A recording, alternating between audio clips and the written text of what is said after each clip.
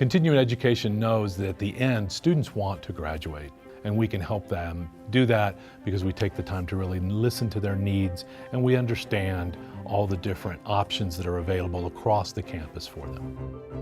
We don't take a cookie cutter approach. We realize each student comes with their own story. So whether it's a part-time student looking to complete a degree program or someone just looking for online courses, we're there to connect them to the resources of the university.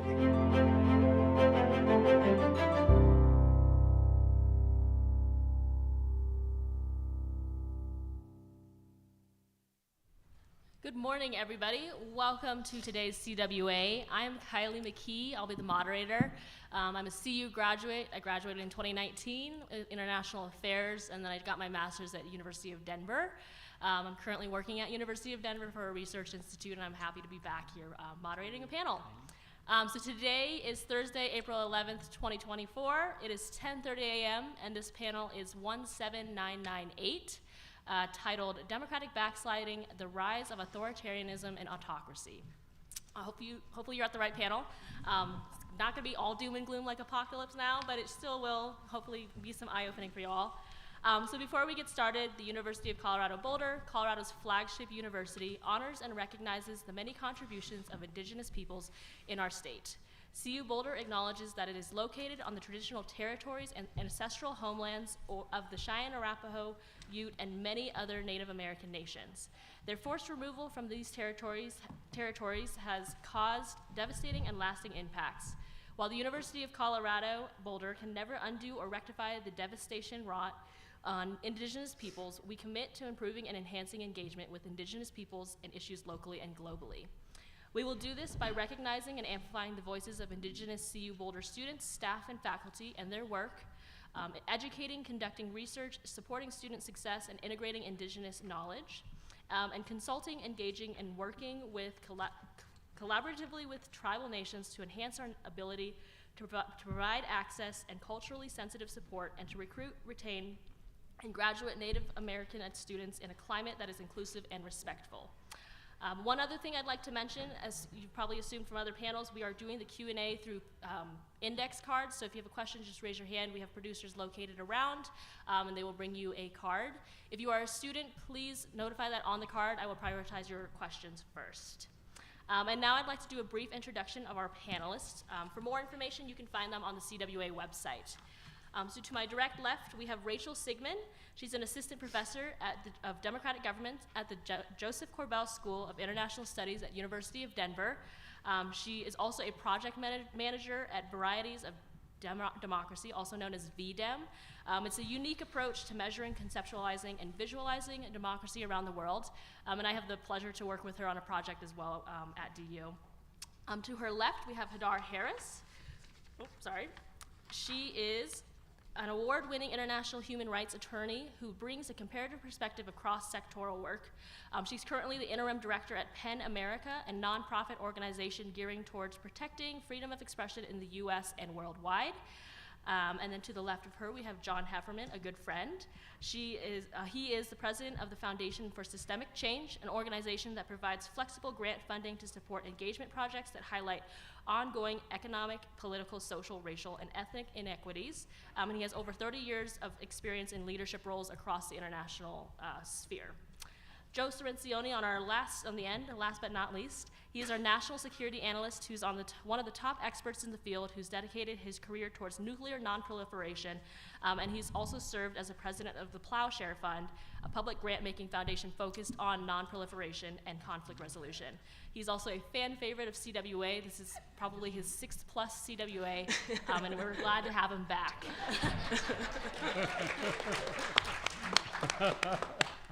Awesome, so to get this started, we've seen democratic backsliding going all around the world. It's not confined to any particular region, it bleeds across nations. So the first question I have is, with your introductions, is what's your take on democratic backsliding? And we'll start with Rachel. Thank you so much, Kylie, for that kind introduction, and thanks to the entire CWA team and all of you for being here. I'm truly honored to be included among such distinguished speakers, and especially my co-panelists here. I moved to the Front Range about a year and a half ago. along with the rest of the world, pretty much. And this is, I think, the 5th time I've been invited to speak on democratic backsliding in the region. And so it's just wonderful to be in a state and a region that is really engaged with these issues. And I think the world has a lot to learn from Colorado in terms of being a place where people from all over can come and participate and be involved civically. So, pleasure to be here. So as Kylie mentioned, one of the things I do in my professor role is I'm involved with a project called the Varieties of Democracy, or VDEM project. VDEM is, produces basically the largest and arguably the most rigorous data set on democracy in the world. It collects data on political systems and practices of just about every country from over 4,200 country experts who are located in 185 different countries. And so the data are used widely in academic work, in international organizations, in policy discussions, as well as among activists and civil society organizations. And so what I'd like to do is just focus a few minutes on what these data are telling us about the state of democracy in the world today, and specifically what we're seeing in terms of democratic backsliding. So first of all, if we think of democracy as the combination of contested elections, and by contested I mean we don't actually know who's going to win the election beforehand, meaningful popular participation in those elections, the protection of civil rights and freedoms so that people really truly can meaningfully participate, and some kind of constraints on executive power. So those, we can think of those maybe as the core features.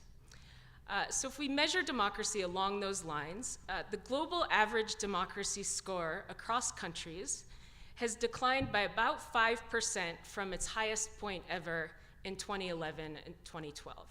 So that's as of the end of 2023, according to the VDEM data. So there's a decline, but not an extremely steep decline. However, if we look at the share of the world's population that is living in autocratic countries, it has increased from around 48% in 2013 to around 71% in 2023. So that's 5.8 billion people living in autocracies currently. Additionally, approximately 35% of the world's population live in 42 countries that have been experiencing some form of deterioration in their democratic qualities. And so a lot of the concern here is that larger countries, more populous countries, countries that contain large percentages of the world's population, are disproportionately seeing these trends in democratic backsliding. By contrast, only 5% of the population are located in countries in which democracy has been observed to be improving to some extent.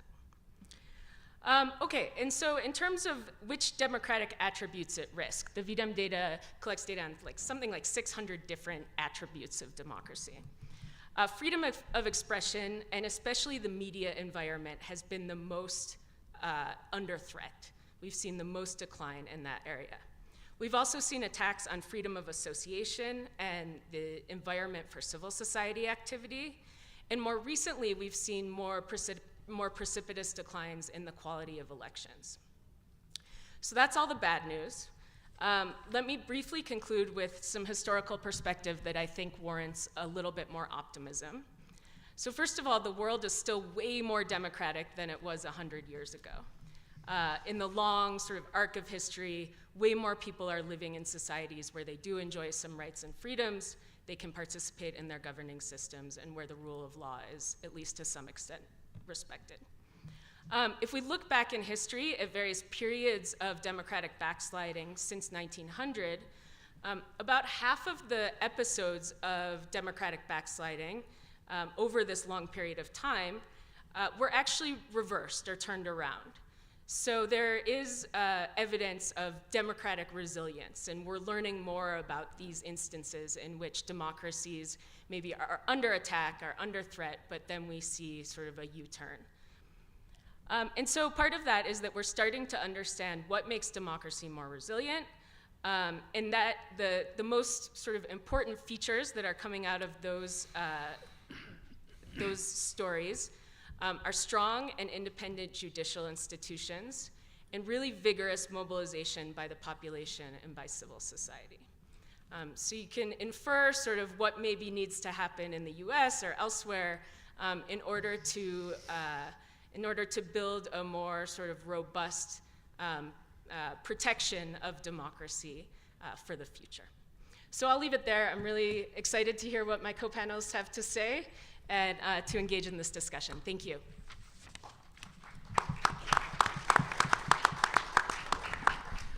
Welcome to the happy panel.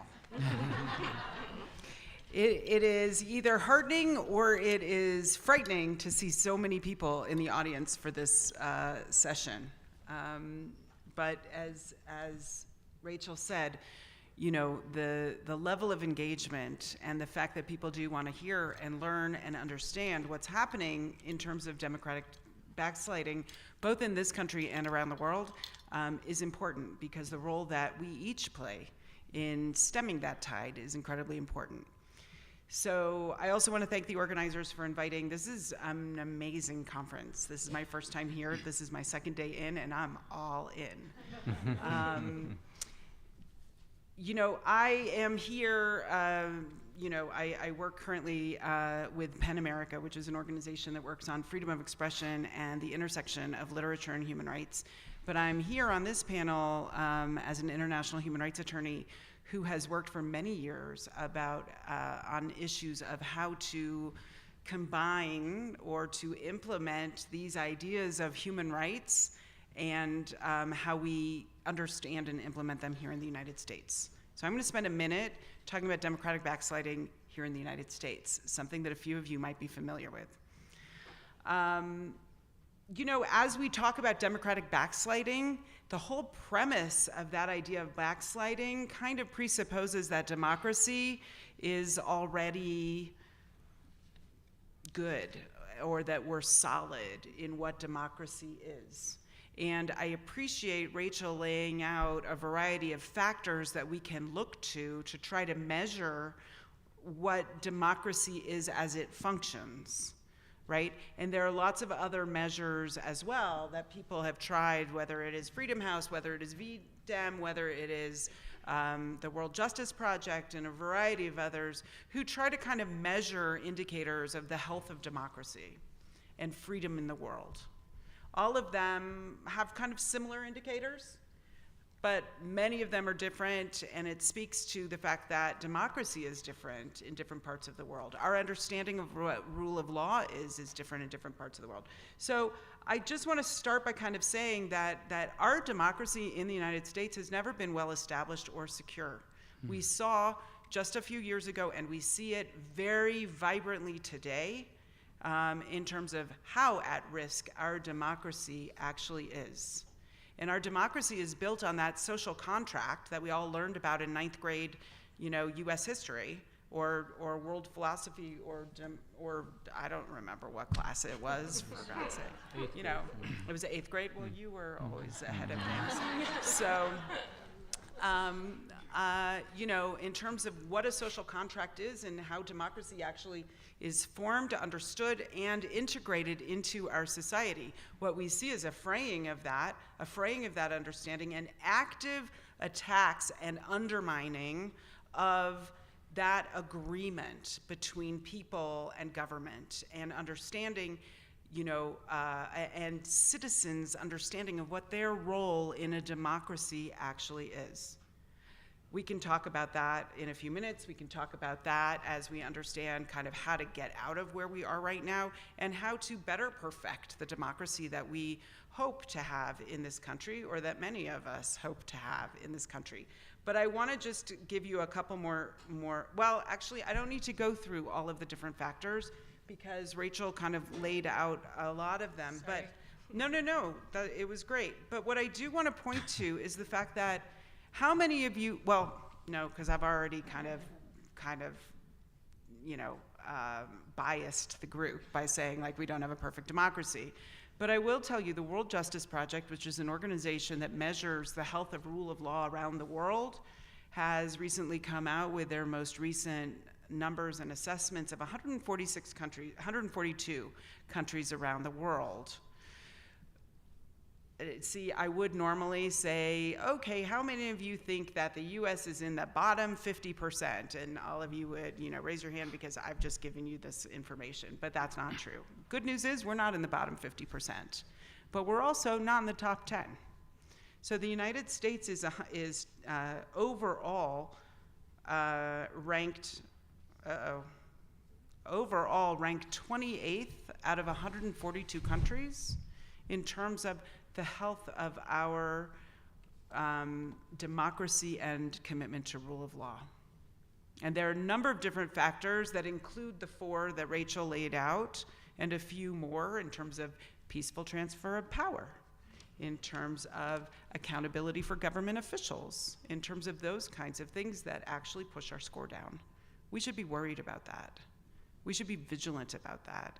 And we can talk in a few minutes about things that we should be watching for and things that we can actually do as citizens or residents in this country to help stem this tide. So with that, I'll turn it over to John. Thanks, Sidar. Well, welcome everybody. It's really a joy for me to be here. This is my 3rd year. Joe, you've beat me by 3 years, but I love coming here and look forward to it every year. And I also love the titles that you all, who does somebody sort of sit in a room somewhere and come up with these titles? It'd be a great job. I want to be part of that. Kylie, thank you for the introduction. I appreciate it. I think it's important to talk about democracy as a form of government. Is it the best thing? Is it, is there anything else that's better? I can't think of anything right now, but clearly there probably is a lot of improvement that can be made. And I'll give you an example. I used to work for an organization called National Democratic Institute for International Affairs, NDI. And they work all over the world, bringing democracy. Initially, it was after 1989, to sort of burgeoning democratic societies. How do you do it? How do you create a democratic legislature? How do you create a democratic judiciary, civil society? I was the chief of party, I love that title, in Guyana, South America, right? And so we did all of that, and including free and fair elections. In Guyana, the primary issue that's led to so much strife is an ethnic one. You have Afro-Guyanese that came over as slaves to work for the British colonialists, who rebelled early prior to our Civil War, and then they needed people to work in the sugar fields and the rice fields, and so they brought in Indo-Guyanese, who were indentured servants. So you had this tension that's been going on for hundreds of years in Guyana, and the U.S. government and a lot of other governments poured hundreds of thousands of dollars into Guyana to make it more democratic, including free and fair elections. But people voted along ethnic lines. So you had an election that was deemed free and fair. Jimmy Carter came down and on the tarmac the day before the election said, the election is free and fair. But you had people voting. If you were Indo-Guyanese, you voted with the Indo-Guyanese candidate, and if you were Afro-Guyanese, you voted for the Afro-Guyanese. So what it did is it perpetuated this ethnic divide. So I'm just saying this is an example where perhaps, we ought to think about the role that democracy can play in not always supporting the right thing for people. When I thought about what I wanted to say here, I just thought, what does it say in our country in terms of backsliding when the president of another country comes to visit here and visits our former president and the Heritage Foundation? And this is what Viktor Orban, the president of Hungary, did. What does that say? What does it say when I think about how we had this small window of democracy flourishing throughout this country post 1989, And you think about prior to that, autocratic dictatorships in Latin and South America, and you think about what was happening, obviously, in the Soviet Union and other places. And then we had this rise of democracy, right? And we had this for maybe 10, 15 years. And now, look what's happening. And look what's happening in this country. And one of the issues that I want to talk about, and we'll have hopefully more time to talk about, in terms of looking at the greatest threat to democracy in this country, and Hardar is going to laugh because we talk about this all the time. But for me, it's what's happening in our education system right now. And what's happening vis-a-vis legal measures being passed in states, and you probably have the figure, Hadar, 200 statewide policies have passed in the last 2 years restricting what educators, and I use that term to include librarians and others, what they can and cannot teach. And to me, this is a real threat to our democracy. And so what we've done in DC, we've formed this organization called the Right to Learn Coalition, bringing together human rights organizations, and this is a human rights issue. This is about the threat, this is about the violation this is about the right to education, this is about the right to the child, this is about blatant discrimination. And when you look at what's happening in this country and compare it to what was happening in 1935 Germany and compare it to what's happening in 1990 Bosnia and these are all places that, well, not Germany, but that I've worked in, and Rwanda, and what happened in terms of these early warning signs that we see in this country, in terms of the propaganda, in terms of scapegoating, in terms of past group violence. Look what happened at the University of Virginia a few years ago. Armed conflict, and I put January 6th under that category. And you look at the preparations being made, if anybody's had an opportunity to read the latest report coming out of the Heritage Foundation, that essentially is a guidebook for Donald Trump's administration, where, in fact, one of the hallmarks of this report is talking about completely eliminating the role of civil servants in our country and making them political appointees so that, in fact, they can all be fired and that they can put in people that are of the same persuasion as Donald Trump. So I just give those as few examples about democratic backsliding in this country, but I do think that education is one that we really, really need to be concerned about, because it's organized, it's well-funded, and it's having an impact. Project 2025 is what it is. Yeah, Project 2025, Heritage Foundation. Yeah. Thank you very much. I came in late, so I have 15 minutes for my opening remarks. Is that I just checked my iPhone, and my first photo from the Conference on World Affairs is from 2009. So I've been coming with a COVID break of a few years. This is my 11th conference, and one of the reasons I keep coming back is because I get to be on panels with experts like these guys, who really know their stuff, who really bring decades of experience and academic integrity to their analysis, which I don't on democracy. So I get to just tell you what I think. And as President Joe Biden says, I've been around for a while. I've seen a few things. And there have been many times in my life where I thought that we were in the midst of a crisis that had profound implications for the governance of our country and for the maintenance of the global international order that the United States created at the end of World War II. I felt that way about the Vietnam War. I felt that way about the arms race in the 1980s when Ronald Reagan and Leonid Brezhnev brought the world close to nuclear war. I felt that way with the Iraq War, which I thought was the worst foreign policy and national security blunder any president had ever made. But this is worse. This is worse. The global threat to democracy, in my view, is more profound, more serious now than it's been at any time since perhaps the Civil War and the immediate aftermath. And the reason is twofold. One is that it's a global phenomenon. Authoritarian regimes have consolidated power in some of the most populous and largest countries in the world: Russia, China, India.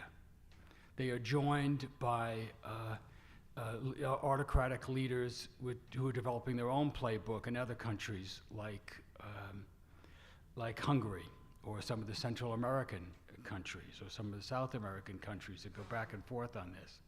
I consider Putin's regime in Russia a fascist country. I don't know any other word for it, and I think it's time we have to bring.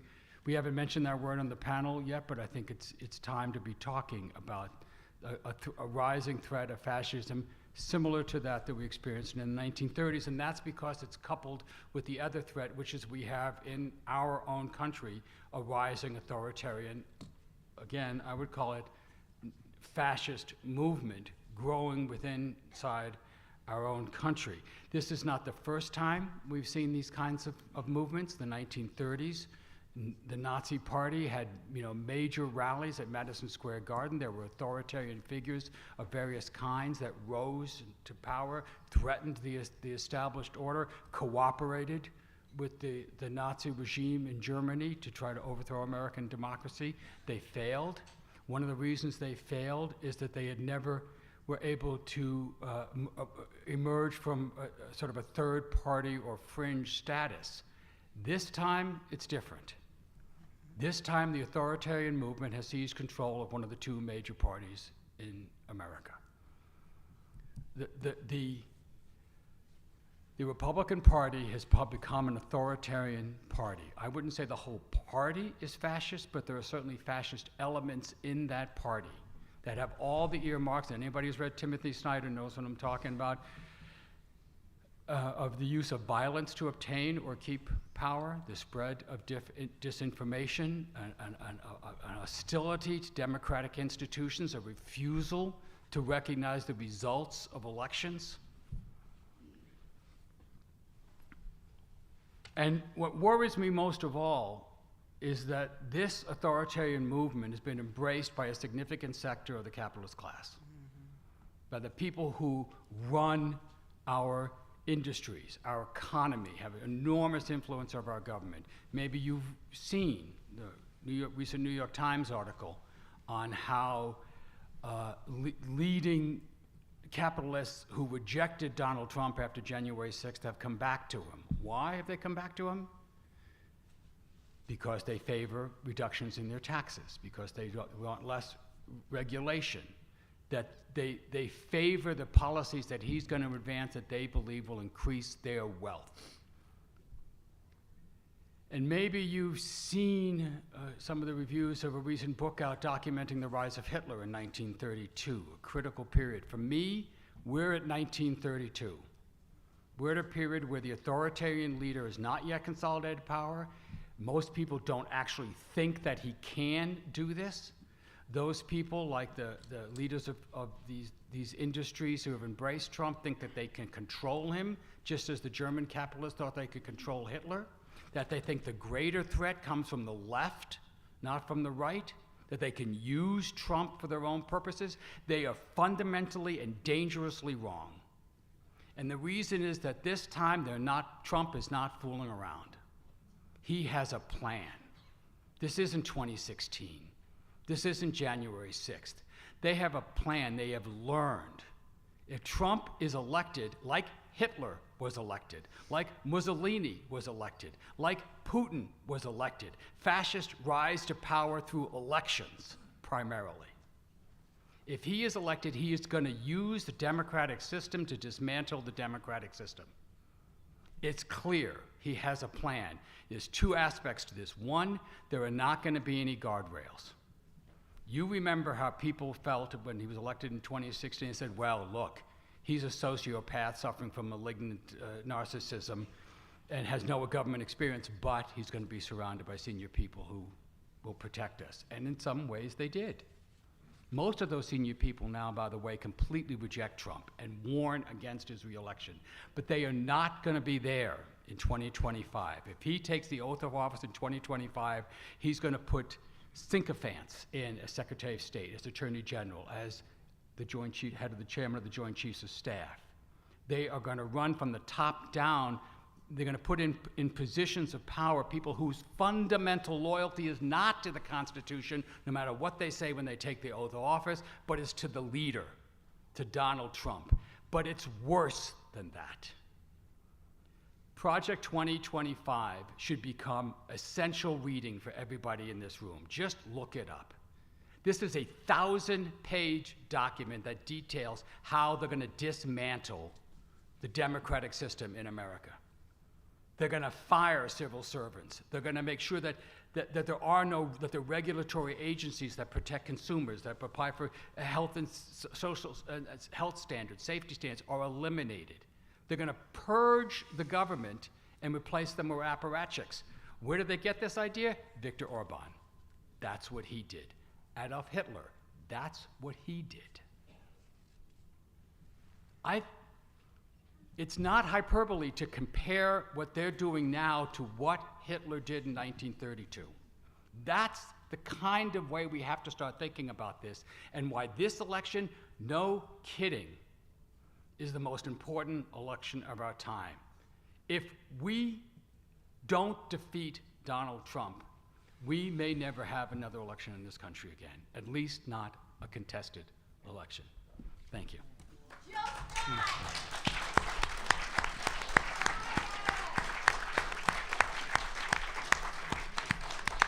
Does anybody have any follow-up on somebody said? Or if not, I do have some questions as well prepared. Everything that you just said. I think just one thing to note is that there are 64 elections taking place in 2024 around the world. That means 49% of the world's population is undergoing elections right now. So as Rachel talks about, the significant backsliding in large populations who have democratic structures in place, know that all of those, many of those, are in the midst of election seasons right now, not just us in the United States. I 100% concur that Project 2025 needs to be essential reading for everybody. Don't read it at night before you go to bed, because you might not go to sleep. Read it with a glass of wine or take a Valium before you read it. But it should be the thing that should be motivating people in a very, very significant way. And I guess the last point that I would make is that there is a through line, that was in my notes somewhere here. There's a through line from what is happening around the world with the Orbans in the world, and what is happening in this country. There is an authoritarian playbook that is playing out quite vividly. We saw it in 2017. And as an international human rights attorney who has lived and worked all over the world on these issues of democracy, like John, and done election observation and really helped to try to promote rule of law in transitional countries in that post-1989 period, right? We saw it so vividly from the very beginning of Trump's campaign through the inauguration and everything that he tried to do, and in this campaign, where we see very systematically the pieces being put in place that don't only refer to kind of the way that the structures of the Republican Party are being compromised, but also in terms of the things that are happening on the local and state levels to restrict the right to protest, to disenfranchise voters in a very significant way in almost every state, in the ways that the courts have been stacked. We thought that the courts would save us in 2017. And in some ways they did, and in some ways, some of them might now, maybe, but we're already seeing the impact of judicial appointments and the ways in which that is manifesting in the way that our balance of powers is either working or not working in an increasing way. So, all of these things are not just happening, but a lot of these things are happening without you watching. And so this conversation is really important to at least open some eyes around some of the really systematic things that are happening, and the fact that these are not surprises if you're watching. I'll just jump in here real quick. Completely agree with everything that's been said here. But I also want to turn the tables a little bit and just note that a lot of the research on mobilization and activism emphasizes the need for people to feel a sense of efficacy. And as much as these alarmist type of issues and things that are happening are very, very important to shed light on and bring to our attention, we have to balance that with stories about successes, even if they're very local, even if they're in far-flung corners of the world. A lot of my research focuses on Africa. And so, for example, just in the last few weeks in Senegal, one of Africa's strongest democracies, historically, which had been under threat over the last couple of years from a president who was trying to aggrandize his power. We saw the opposition mobilize, we saw people mobilize, and the president was defeated and there was a peaceful transfer of power. Same thing in Malawi. We've seen a country that has none of the sort of prerequisites you would expect to have a fairly robust democracy. And we've seen sort of an amazing sort of sequence of elections there. So I just want to kind of give a plea to also think about the positive things that are going on. I think right here in Colorado, we also have some examples, not least of which was the Colorado Supreme Court decision regarding the Insurrection Act. And so, and especially for young people, I think, who maybe are losing faith in democracy as a form of government and in US institutions or other democratic institutions across the world, it's really important to not only think back to interwar Germany or what's going on in Hungary, but also to recognize sort of the positive developments around the world, both locally and globally. Thanks. Awesome. So we've got a lot of questions coming in, some of them more so domestic focused than others, but I'll try to get to all of them. So one of the first ones is from a student, and I'm also going to combine it with another one. So one of these is a student, and then another one was, I am an old woman. So they're asking, what can I do, preparing for this possibility of the rise of authoritarianism in the US and then across the world, what can I do? Both at an older age and then also a younger age. And you already kind of touched on this a little bit, but. Yeah. Can I take a stab at that? Yeah. Did you already assign Jump this? in. Oh, Go ahead. I can jump in. Well, I think one of the things is sort of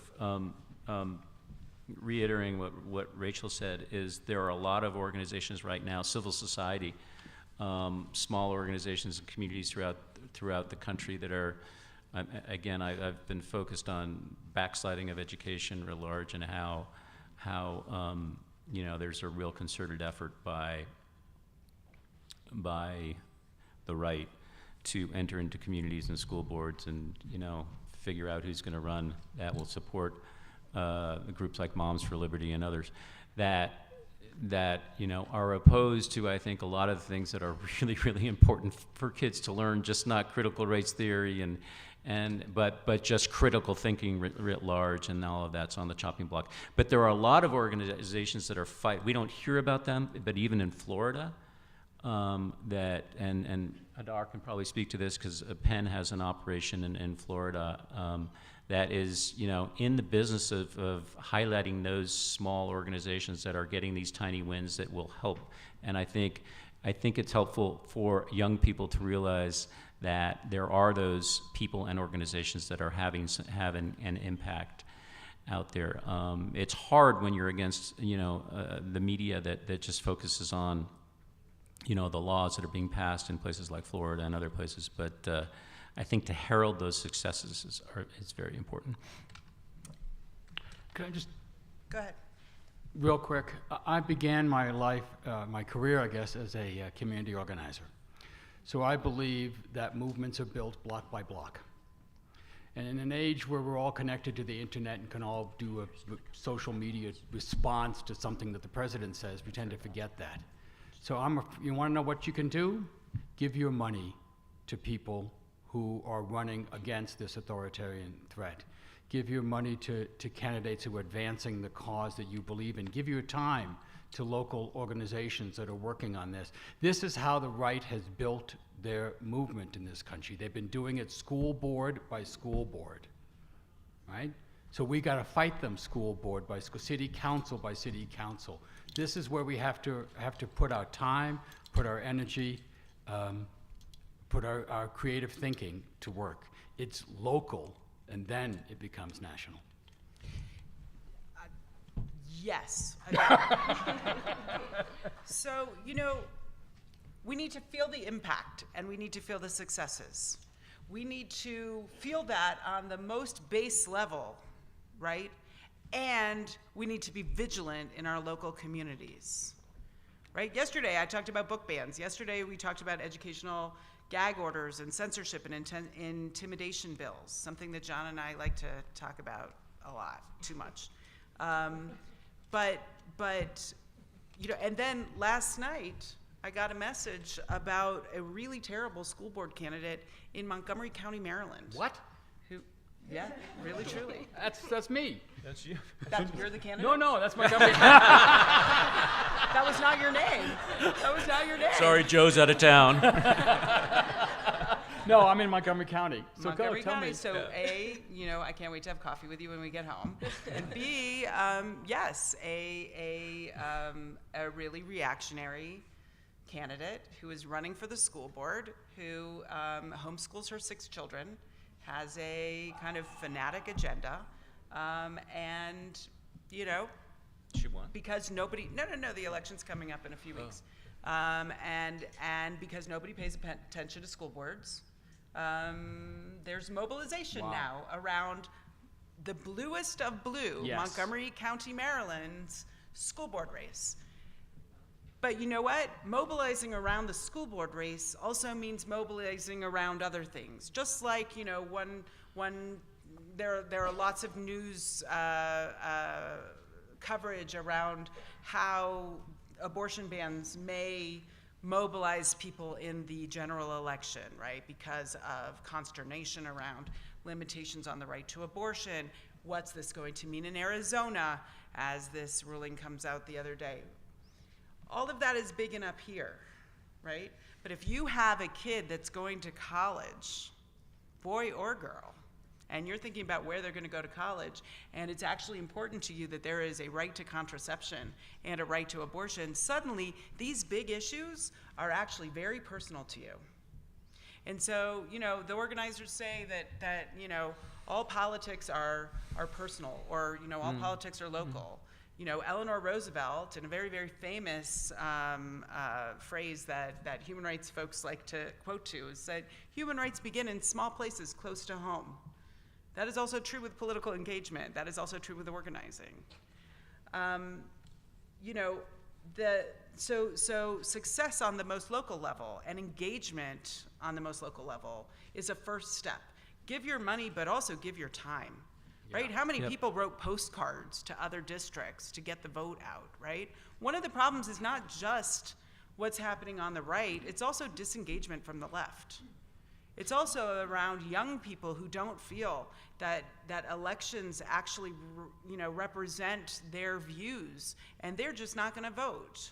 Or they're going to vote for a third-party candidate that's going to splinter things that leads to, which is a tactic and is part of the tactic as well.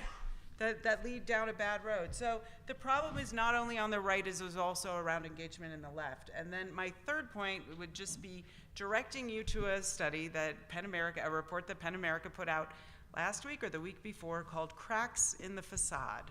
And what this report does is to outline the pushback and the cracks that we've seen in the agenda, the kind of regressive agenda in Florida.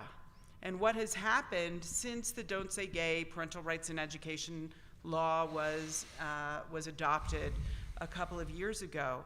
And the massive, and let me tell you, I read a bunch of these bills, really regressive bills that were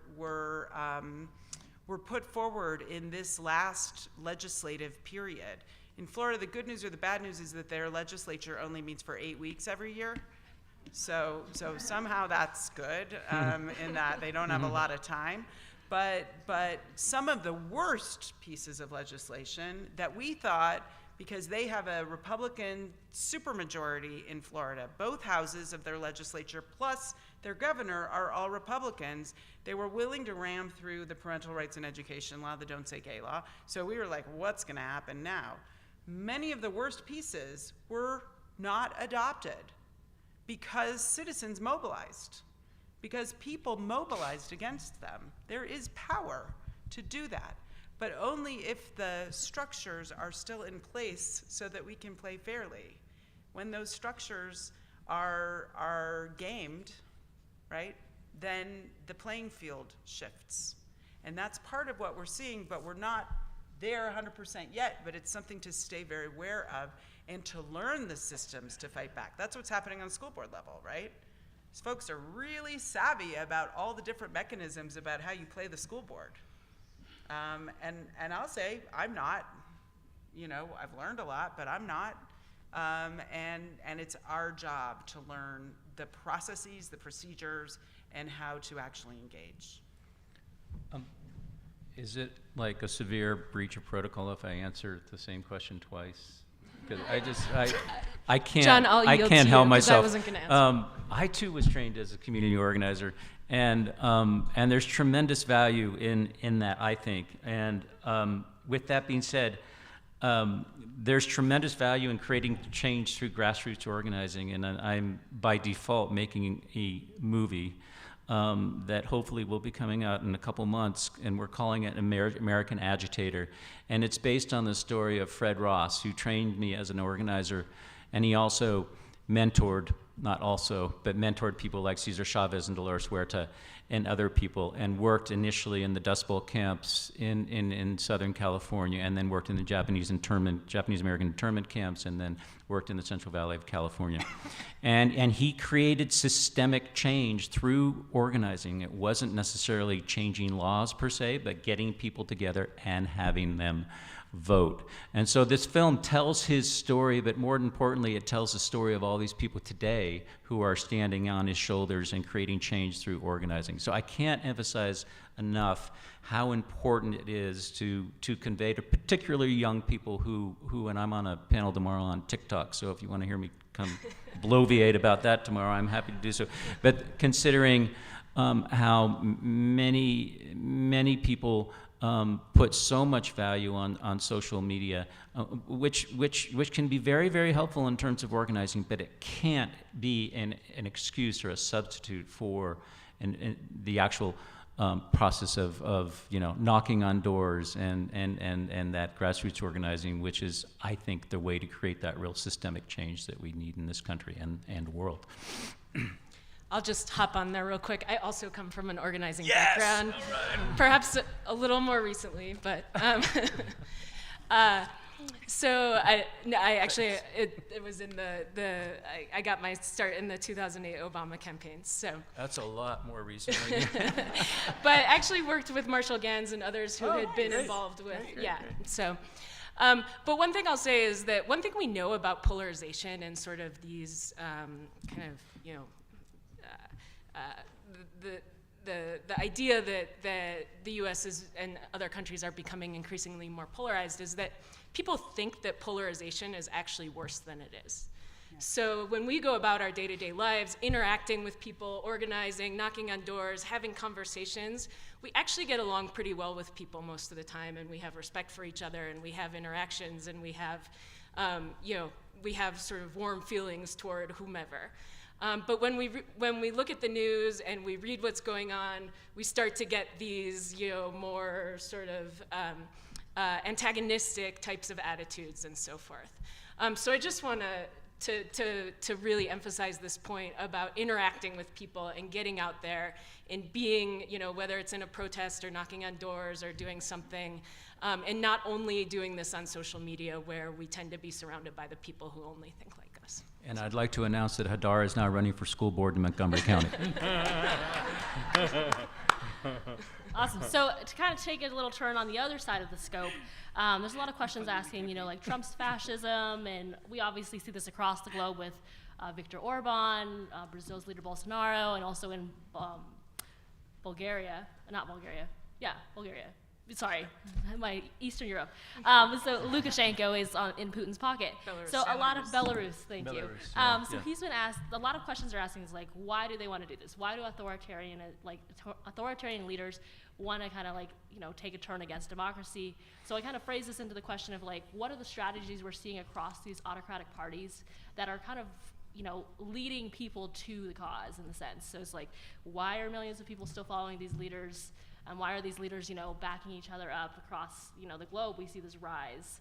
Obviously, we still see the grassroots location, where, as we just discussed, of like people pushing back against this, but we're still seeing large populations going towards the mass of authoritarian leaders.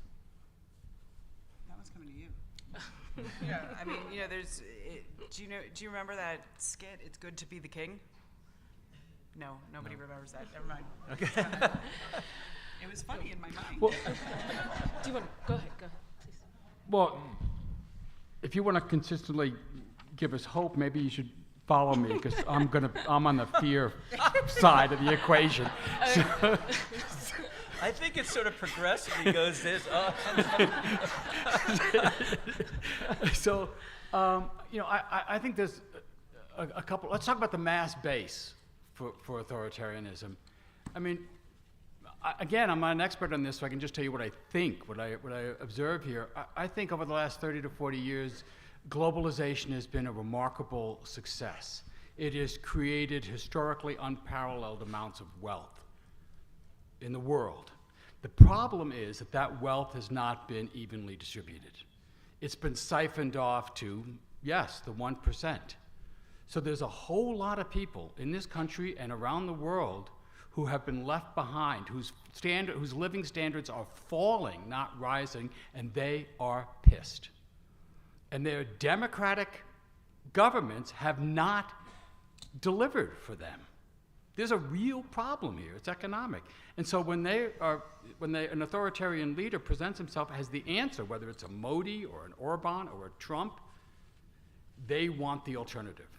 They don't want what hasn't been working for them. They want something else, and they think they will get it. So that's one. That's the mass base. I think there's a racist base to this.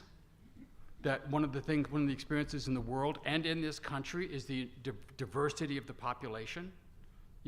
This is I don't think we're a majority white country anymore. If not, we're close to not being a majority white country. And that is very unsettling to people on multiple levels in multiple ways. It's unsettling to people that there's so many women now with power. What the hell is that all about? I mean, we have a candidate someplace, a governor for North Carolina, who's the Republican candidate for North Carolina, who doesn't believe women should have the right to vote. So this is deeply unsettling to a sector of the population, and they want an authoritarian leader, preferably a white male authoritarian leader, to correct this problem. And then you get to the capitalist class, where it's just all about money.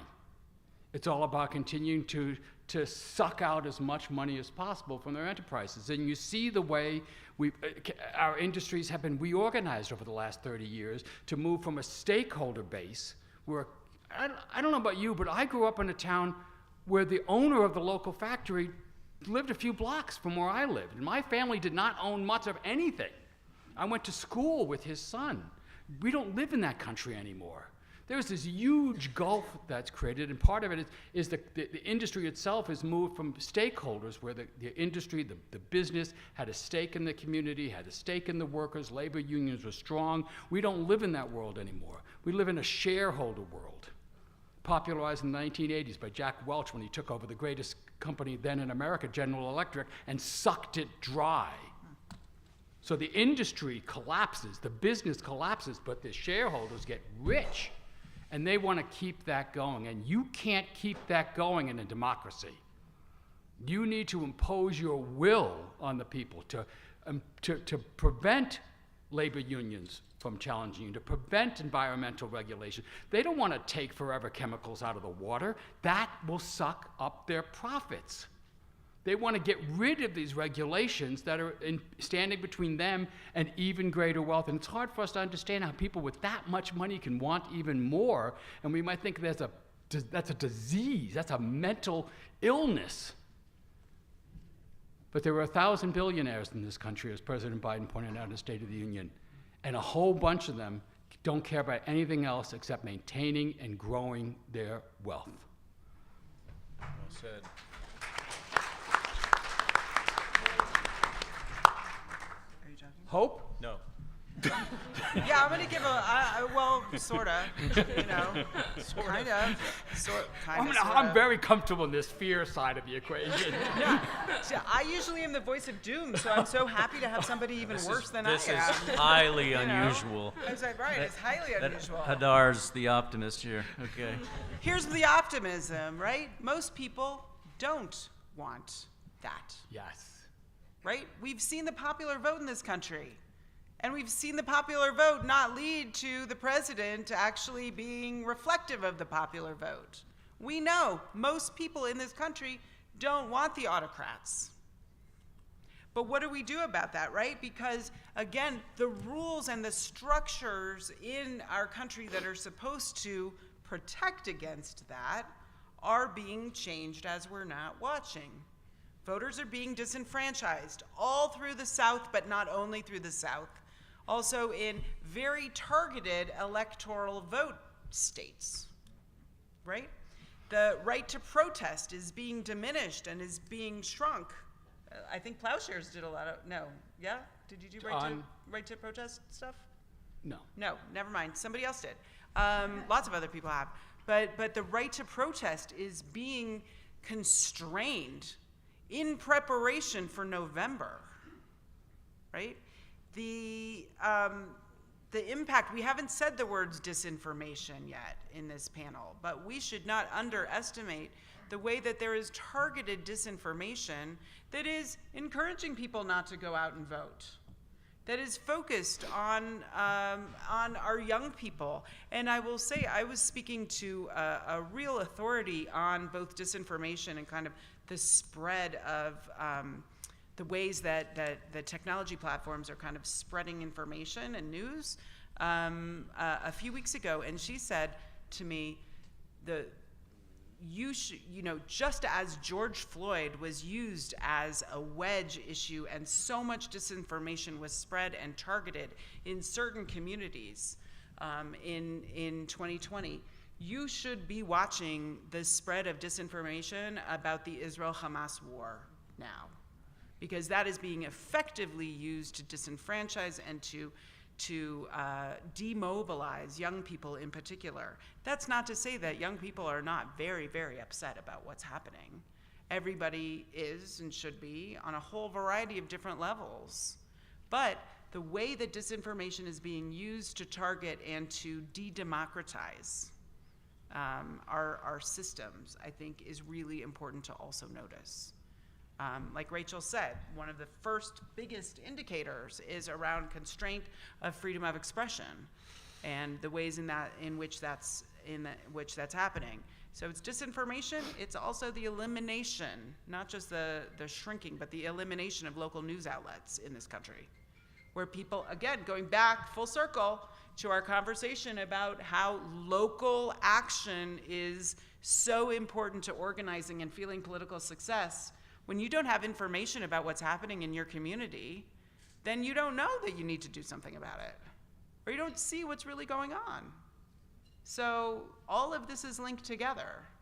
I think that was a good voice of doom kind of thing.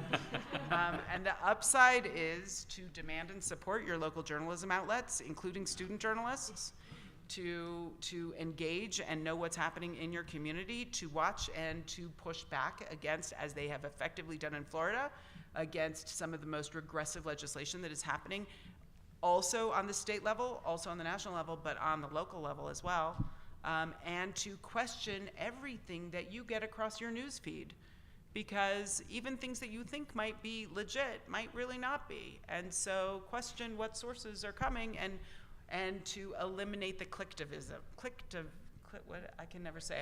clicktivism, right? Liking something on social media is not the same as sending an email to your friend saying, there is this crazy school board candidate in Montgomery County, Maryland.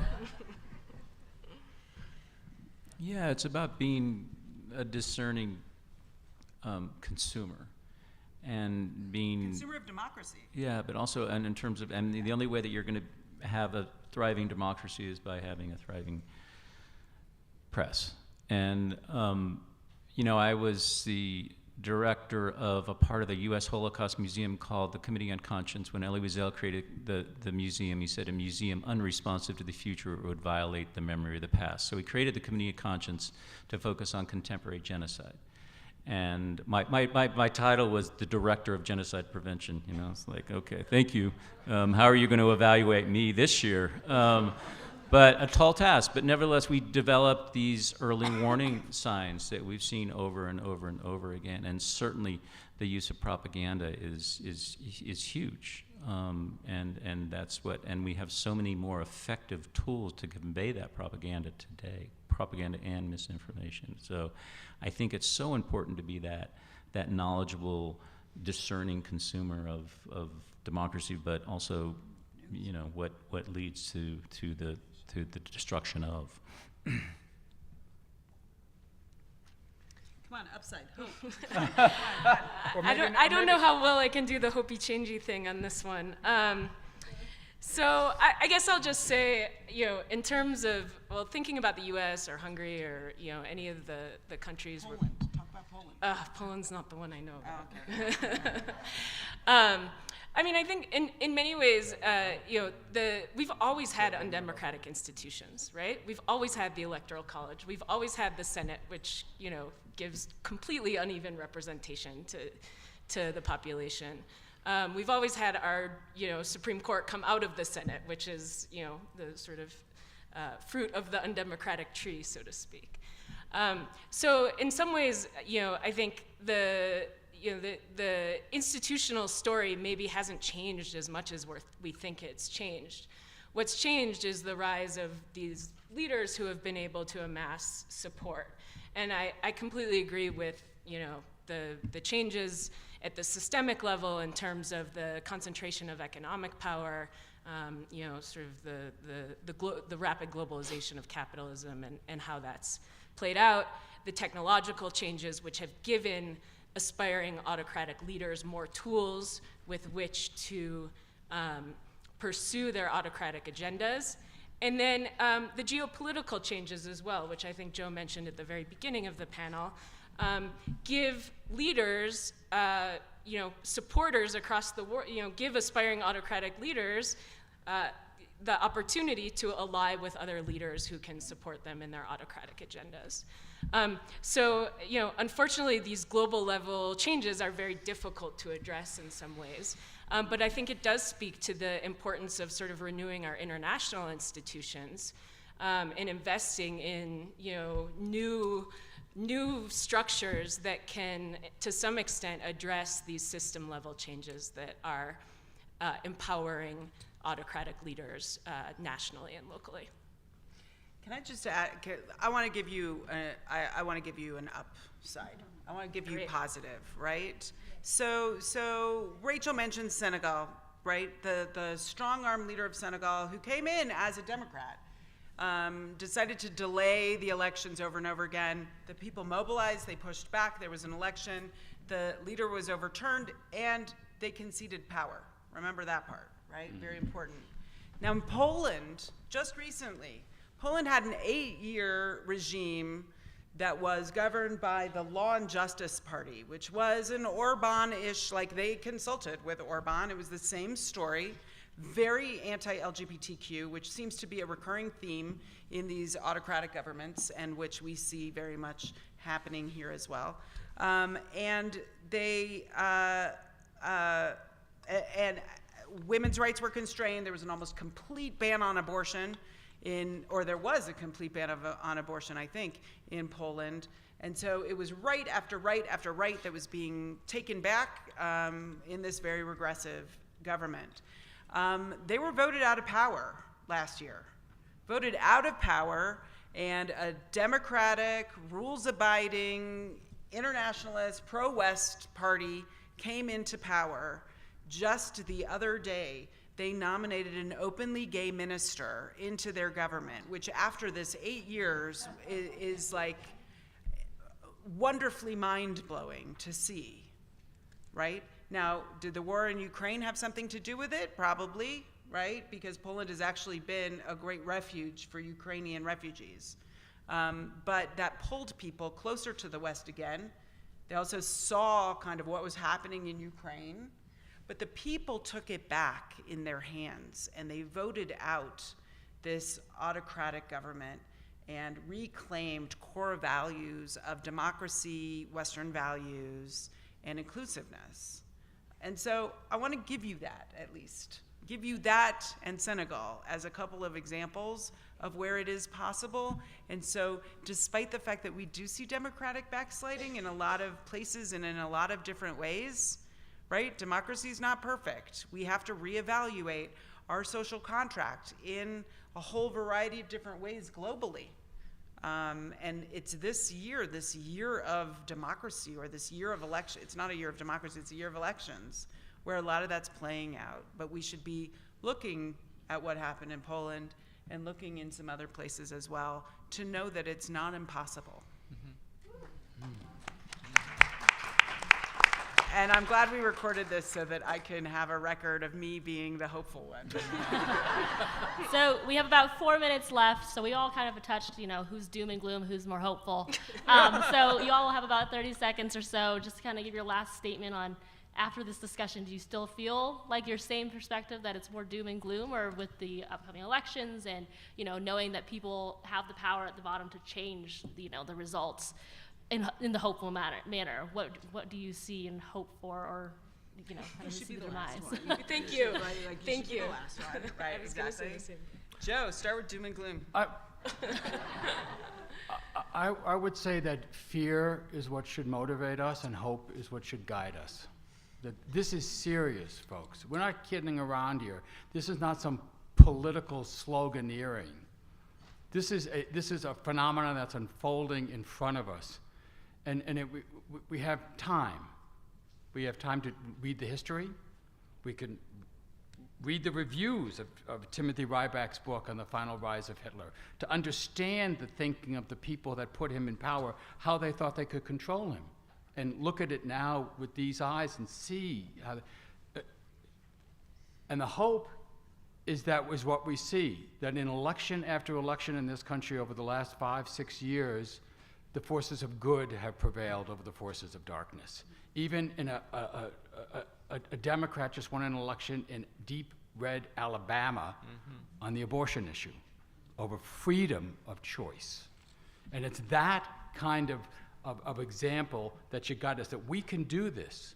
There's nothing inevitable about the rise of authoritarianism, that we're in trouble. We're in deep, deep trouble. But we can defeat this, and we can make our democracy stronger than it's ever been. Yeah, thank you. Well said. I mean, everything I'll say is to repeat everything that's already been said up here. But now what was I going to say? I just had a thought. Hadar, should we skip to you until I? Yes. Yeah. It's just because you want to hear what I have to say first. No. Then you can comment on what she No, said. it was about democratic backsliding and. Oh, damn. Okay. Hope, right? I might interrupt you when it comes to me. Is that okay? For a change. Oh, man interrupting a woman, I have no problem with that. Go right ahead. For a change. Oh, I know. Okay, I got it. Thank you. So you always hear about history repeating itself, and we were talking about 1933 Germany or 1990 Bosnia or 1993 Rwanda, for God's sake, and it's not inevitable. But when you're talking about sort of the role of business, exacerbating a lot of these democratic threats.